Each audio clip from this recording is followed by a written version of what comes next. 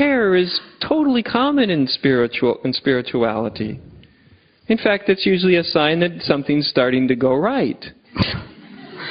Yeah, I mean, at least the me isn't just feeling like, yes, I'm getting there, and getting there, and getting there, and I'm doing it better and better and better and better and better and better, and that whole thing. Yeah, it's fun as long as it lasts, but then then it's seen, no. Yeah. And even when there's moments of seeing through that illusion of self, the illusion sees that as a bit threatening, comes back. But remember, that which feels threatened is just an illusion. What to do in the face of that? Relax. There's no necessity to fight it, although you will instinctively fight it or resist. There's no need to resist the resistance. All is so well, you couldn't imagine how well it actually is. The more terrified your me is, the more well it actually is. The more well everything is.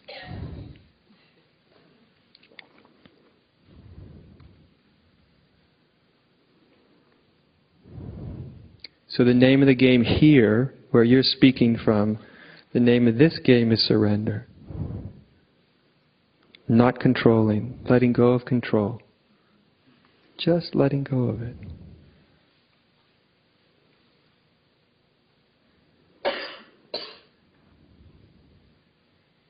And noticing that everything is actually fine. Even if you're afraid everything is fine.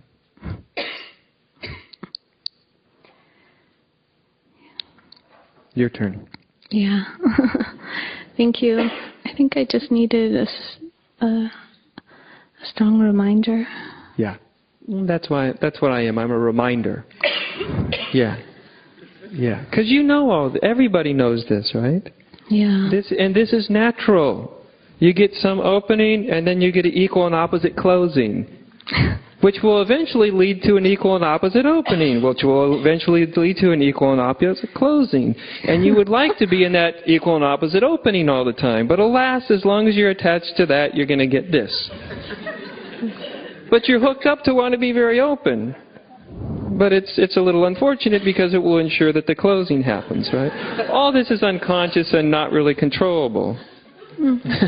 That's the good news. No. Right? There is no way to win that game, by the way. There is no way to get the pendulum to stay on the open side, like to swing up here and go clunk. Open, awake, shining. Yeah. When there is a relaxation, a surrender of control of the pendulum swing, because you realize you can't control it, can you? One day you'll feel wonderful, and the next day you'll be in abject terror, and you have no control over what's going to happen on a particular day, or how it will be when you wake up in the morning, right? And anybody that tells you they can give you the secret to how to make that not happen is selling you a bill of goods, right? Yeah. But when there's a realization, or simply there's just getting so tired of trying to control it, or avoid fear, or anything else, there's just,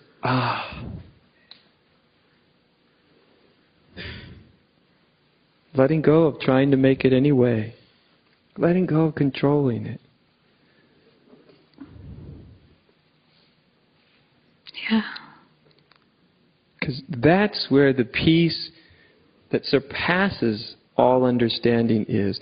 The peace that's here when the pendulum swings and you feel very wide open, that's a peace that is perfectly understandable. You're at peace because you feel really good. But the peace that surpasses understanding is the peace where this pendulum swing is relatively irrelevant. Mm-hmm. And as soon as you let go of trying to control it, there's something more fundamental. There's something quieter, simpler, much simpler, much quieter. getting tired of the pattern. I know. That's part of the evolution within you, is you get tired of it. When you get really tired of it, then you stop trying to control it. Yeah.